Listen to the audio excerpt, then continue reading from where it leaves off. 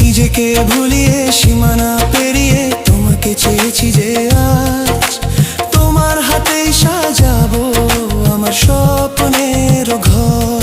আমি তোমার প্রেমে পড়ে দুনিয়া ভুলে গেছি।